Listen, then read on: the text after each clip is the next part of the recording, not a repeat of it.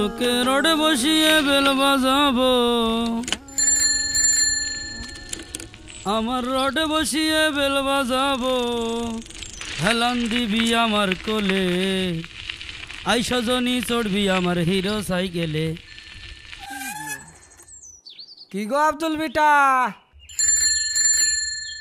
কোনে গেছিলে গো? ওই বাজারে গেলাম ভাই। আরে তুই কথাটুক কি করলি? আমি তোর কোন জন্মের ভাই হই? আমি হই তোর চাচা, তুই কোন আইকেলে ভাই করলি? হ্যাঁ আরে অত চেতে যাচ্ছ, একদিক থেকে তো আমরা ভাই ভাই। কোন দিক দিয়ে কিভাবে আমি তোর ভাই হলাম বুঝো, আমার একটু বুঝো। ওই তোমারও বউ নেই আমারও বউ নেই, ওই লোকে কি যেন কয়, কি যেন কথাটা, ওই বিধবা নাকি? ওই সে যা কয় কইগে, ওটা বাদ দে। তা তুই তো শুনলাম বিয়ে করেই ফেলিছিস। এসব আউল ফাউল কথা তুমি কার কাছ থেকে শুনলে? কার কাছে আবার শুনবো? এ কথা তো পুরো গ্রামের লোকই জানে। তুই এই যে 30 দিন নামাজ রোজা করে 1 লাখ টাকা পাইছিস, সেই টাকা দিয়ে নাকি বিয়ে করছিস। আর বাপু সে কথা কইও না, ওই ভণ্ড ইমামের প্রামে পড়িয়ে যে ছাই খাওয়া কাজ করেছি সে কথা আর কওয়ার মতো না। কে তোরা টাকা পাসনি? আরে টাকা বলি কি আমি এই জায়গা থাকতাম? 30টে দিন ওই ইমাম আমাকে ফাও ফাও নাকে দড়িতে ঘোরাইলো, আমসলা দুটোই হারালাম।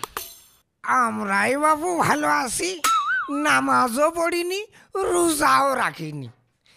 এই পুরো রোজার মাস ফরিদপুরি যে পিঁয়াজ লাগানো জোন দিয়েছি, এই ধরে খাইয়ে খরচিয়ে ধরে 10 থেকে 12 হাজার টাকা বাড়ি নিয়ে আইছি। তাহলে কি দাঁড়াইলো? আমাদের আমও আছে, সালাও আছে। খুব শীঘ্রই ওই ইমামের আমরা এই গ্রামে হাজির করব। ও যে গত্তই পলায়ে থাক না কেন, ওর কান ধরে টেনে আমরা বের করে নিয়ে আসবো, তোমরা দেখে নিও।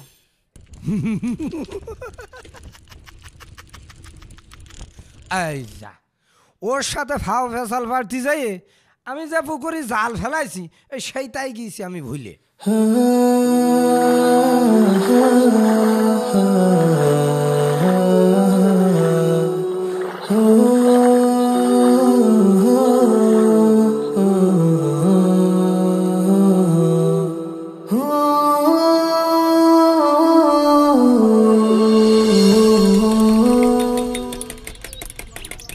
তবে ভাই একদিকটা কিন্তু ভালোই হয়েছে। তুই এখানে ভালোর কি দেখলি? ভালোর দিকটা হলো এখন আর মসজিদে কেউ আজানও দেয় না, আমাদেরও কাজ কাম ফেলেছে, ফাও মসজিদে নামাজ পড়তে যেতে হয় না। পুরো একটা মাস কি করলাম না ক? যেখানে তোর ভাবির এক উক্ত ভাত না রান্না করলি চুলোর মুঠো ধরে পিঠে সাল পর্যন্ত তুলে ফেলাই, সেখানে একটা মাস খেয়ে না খেয়ে নামাজ পড়েছি, রোজা রাখেছি। আমিও কি কম কষ্ট করেছি? ভাবলাম টাকাটা পাইলে একটা মোটর সাইকেল কিনবো, তাও হইল না। কিন্তু ভাই ইমাম সাহেব কনে গেল? আমারও তো একই প্রশ্ন, ওই অতটুকু সময়ের মধ্যে ইমাম সাহেব কনে যেতে পারে?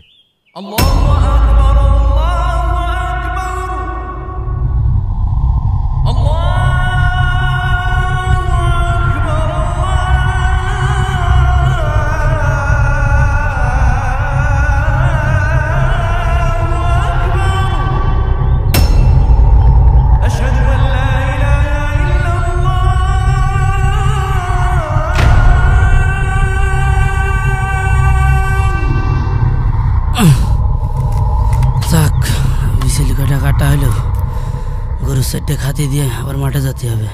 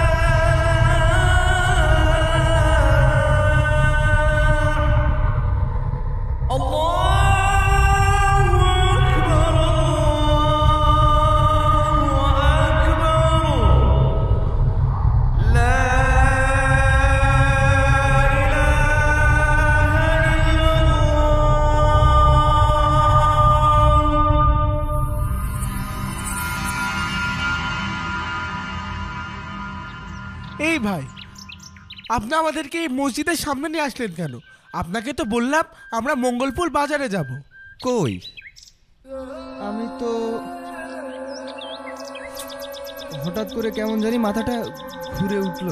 তাড়াতাড়ি ভ্যান ঘুরান, মঙ্গলপুর বাজারে যেতে হবে। আমি তো রাস্তা দিয়েই ভ্যান চালাচ্ছিলাম, তাহলে এই জায়গায় আসলাম কি করে?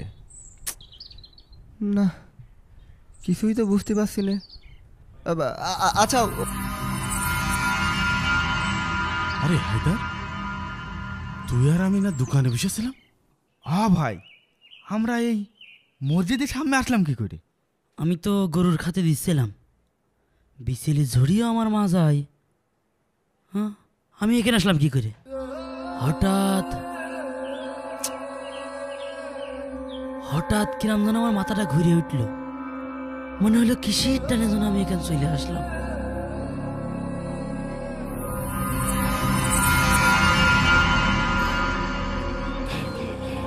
আরে যা, আরে কি কই, আরে মামুন অজ্ঞান হয়ে পড়ে গেছে, ধরো ধরো ধরো।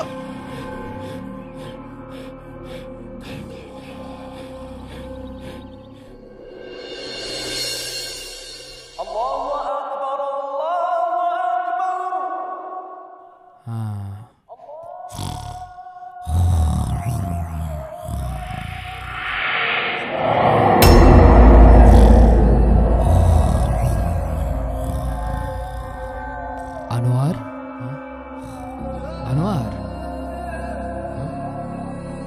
মসজিদে আজান দিচ্ছে, ওঠো। আনোয়ার, ওঠো ওঠো।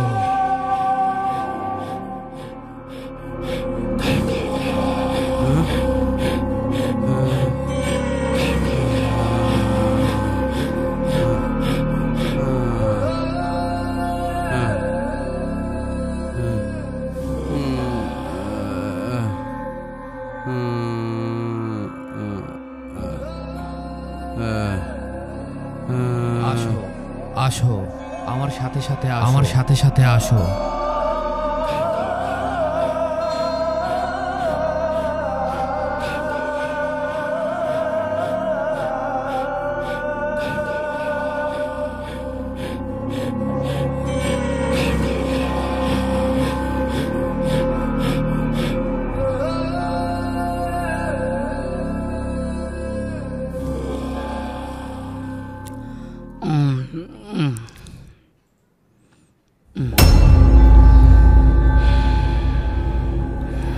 আব্দুল, আব্দুল, ঘুম থেকে ওঠো, সবাই তোমার জন্য অপেক্ষা করছে। আব্দুল, এ আব্দুল, উঠে পড়ো।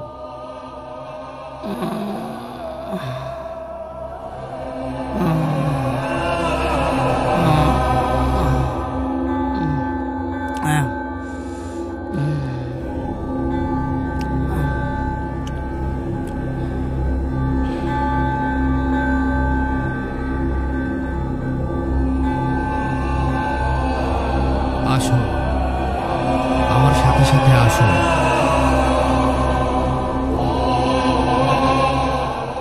আসো, আমার সাথে সাথে আসো।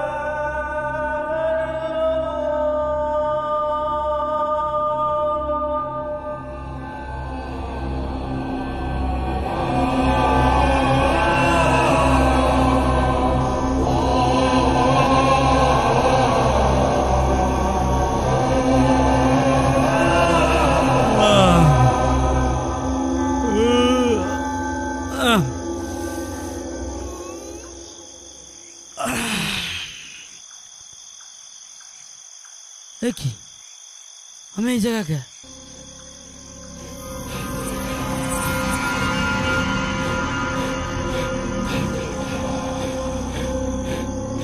ইমাম সাহেবের আত্মা। ওরে হাইতে তাড়াতাড়ি বাড়ি চল, চল চল।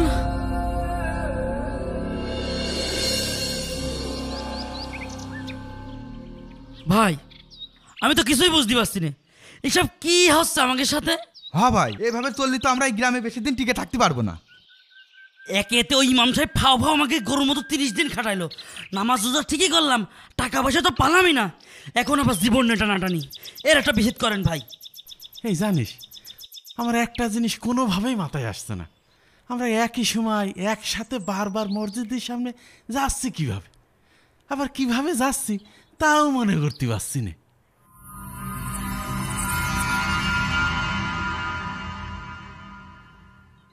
ভাই আমার কি মনে হয় জানেন, ওই ইমাম সাহেবের আত্মা আমাদের জাদু করে বারবার ওই মসজিদে নিয়ে যাচ্ছে। কি সব আবল তাবল কথা বলছিস?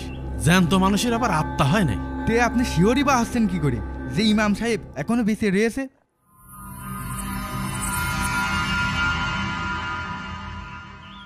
আবার আমার কি মনে হয় জানিস, আমার মনে হয় ওই ইমাম সাহেব কোনো মানুষই না, কোনো জিনভূত হবে মনে হয়, হয়তো মানুষের রূপ ধরে আমাদের মসজিদে নিয়ে যেত।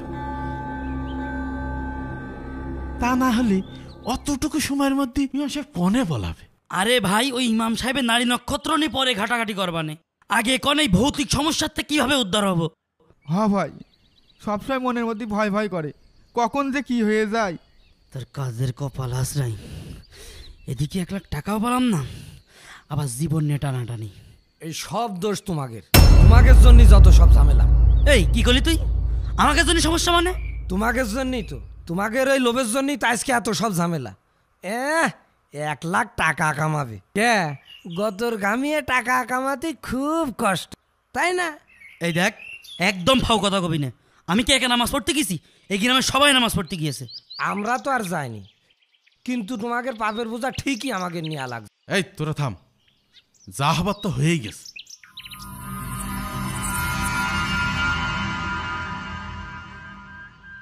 এর সমাধানের জন্য কি করতে হবে তা আমার বোঝা হয়ে গিয়েছে। কি সমাধান ভাই? বাটি বাবা। বাটি বাবা? হ্যাঁ, বাটি বাবা। সে এক সন্ন্যাসী পীর, সেই এখন আমাদের এই বিপদ থেকে রক্ষা করতে পারে।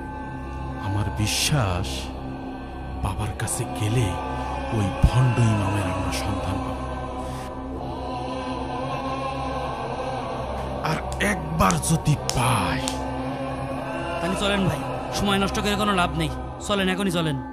না না, দিনের বেলায় তার সন্ধান পাওয়া যায় না, রাতের বেলায় যেতে হবে।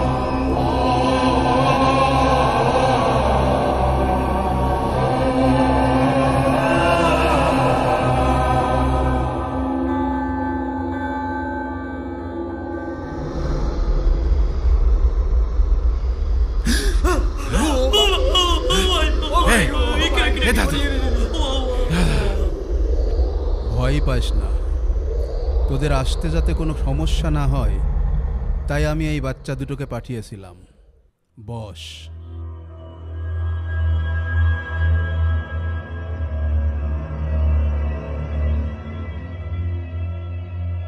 তার মানে বাবা আপনি আগের থেকে জানতেন যে আমরা এখানে আসবো? হ্যাঁ জানি, আর আমি এটাও জানি তোরা ঘোর বিপদে আসিস। তোরা ওই ইমামের সন্ধান চাস কি, তাই তো? হ বাবা, হ হ। আচ্ছা, তোদের কাছে ওই ইমামের ব্যবহার করা কোনো জিনিস বা কোনো পোশাক আছে নাকি? থাকলে খুঁজতে সুবিধা হবে। না বাবা, ইমাম সাহেবের কোনো জিনিসপত্র তো দূরের কথা, তার একটা পাঁচ ছাপও পায়নি। ঠিক আছে, যা করার আমিই করব। আমি কাল তোদের মসজিদের সামনে চলে আসব। তোরা চিন্তা করিস না, ওই ইমাম যে গর্তেই লুকাক না কেন আমি ওকে টেনে হিসড়ে বের করে আনবো। তোরা এখন নিশ্চিন্তে বাড়ি যা। ঠিক আছে বাবা, ঠিক আছে, এই চল। হক মৌলা।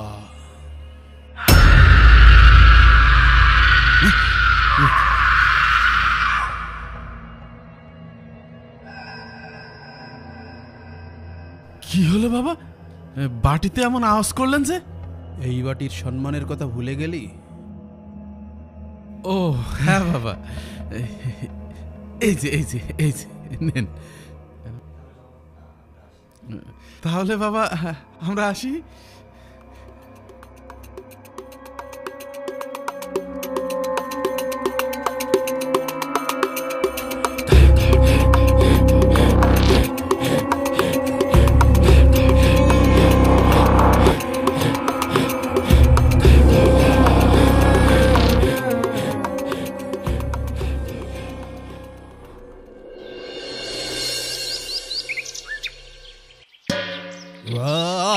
তারা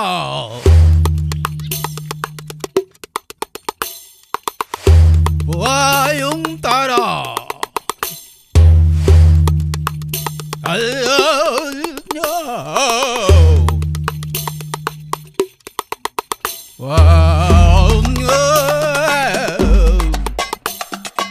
কোথায় তুই কোথায়? পথ দেখা।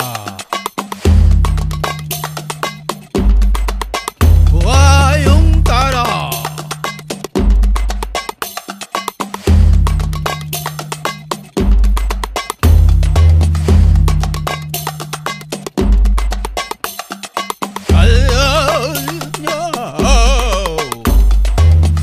কোথায় তুই? পথ দেখা।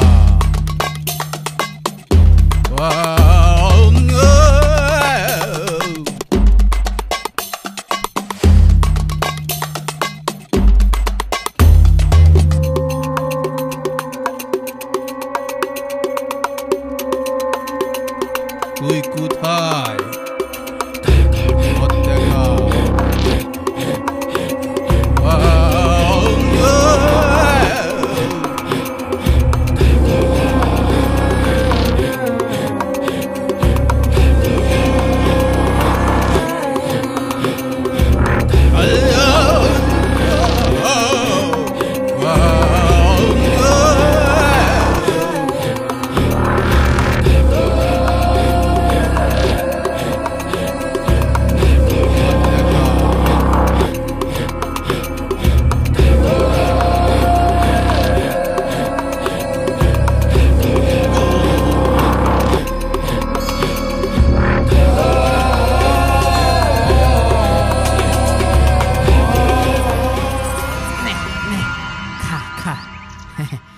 তোরা যত তাড়াতাড়ি খাবি তত বড় হবি, আর ততই তো আবার বেশি বেশি টাকা দিবি।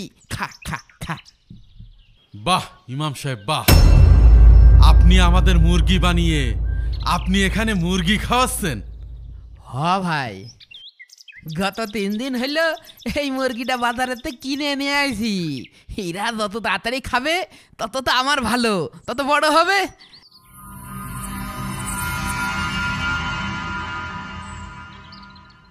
কিন্তু আপনারা কারা? আর আমাকে ইমাম সাহেব বলছেন কেন? আপনি আমাকে চিনতে পারছেন না? না, আমি তো আপনাকে এর আগে কোনোদিন দেখিনি। আপনারা কোন গ্রামের লোক? কোনতে আছেন? হ্যাঁ, আপনি সত্যি আমাদের চিনতে পারছেন না? না ভাই, আমি আপনাকে সত্যি কছি চিনতে পারছি না। দেখেছেন ভাই, দেখেছেন ও কি হারামির হারামি, ও আমাকে এখন চিনতে পারছে না। তুই তো সারা বিরাট বহুরূপী রে, তুই কি ভাবিলি ফাও ফাও আমাকে দিয়ে নামাজ রোজা করায় তুই আমাকে ফাঁকি দিয়ে চলে যাবি? তোর আমরা খুঁজে পাবো না? না এ ভাই, আপনারা কি সব উল্টো পাল্টা কথা করছেন? আমি ইমাম সাহেব হতে যাবো কেন? আমি তো কুলহু সূরাটাও ঠিক মতন পড়তে পারি না। তার মানে আপনি কি বলতে চাচ্ছেন? আপনি ইমাম সাহেব না? না, আমি ইমাম সাহেব না। আমার নাম তো কুদ্দুস। বুঝতে পেরেছি, এইভাবে তুই স্বীকার করবি না। এই হায়দার, যা ওই বাড়ির উঠানে একটা গর্ত খোঁড়, ওই গর্তের মধ্যে ওকে তাজা ফুটে মারবো। ঠিক আছে ভাই। টাকা পয়সা আমাদের দরকার নেই, যা হবার তো হয়েছেই। আমাদের অপমানের শোধ ওর জীবন দিয়ে শোধ করতে হবে। ও কি আমার গর্তে পুঁতে মারবেন? হ্যাঁ,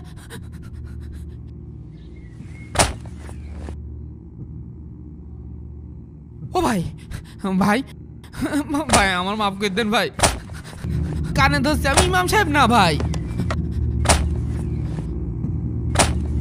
ও ভাই, ভাই ভাই আমার মাফ করে দেন ভাই। ও ভাই, ভাই আমার ভুল হয়ে গেছে ভাই। ভাই আমি ইমাম সাহেব না ভাই, আপনাকে ভুল হচ্ছে ভাই। ভাই আপনার পায়ে ধরি ভাই। ভাই ভাই আপনি একটু কিছু করেন ভাই।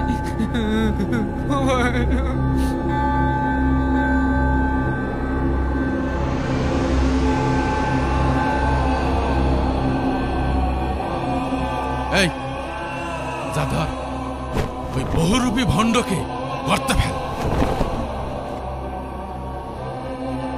হায়দার দাঁড়া, আর এক পাও আগাবি নে। হ্যাঁ আব্দুল, এই তোর কি মাথা নষ্ট হয়ে গেছে? তুই আমার গলায় ছুরি ধরেছিস কেন? তুই নামা ভাই, নামা।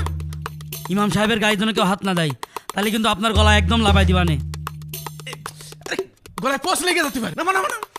আরে এই সব দূরে যা, দূরে যা, সর ইমাম সাহেবের কাছে সর, আরো দূরে যা, ওই ফাঁকা মাঠের মধ্যে যা, যা সরেক, যা ওই ফাঁকা মাঠের মধ্যে যা।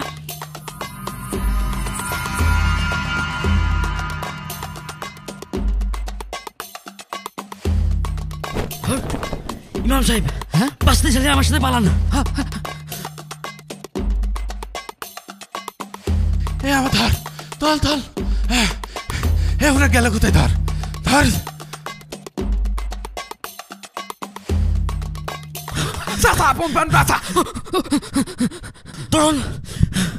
আপনারা ইমাম সাহেব,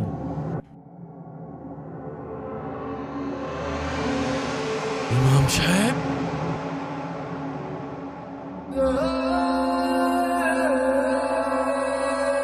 লালসা নাটকের সকল প্রশ্নের উত্তর পাবেন তৃতীয় পর্বে। তাই যারা যারা পার্ট 3 দেখতে চান কমেন্ট করুন।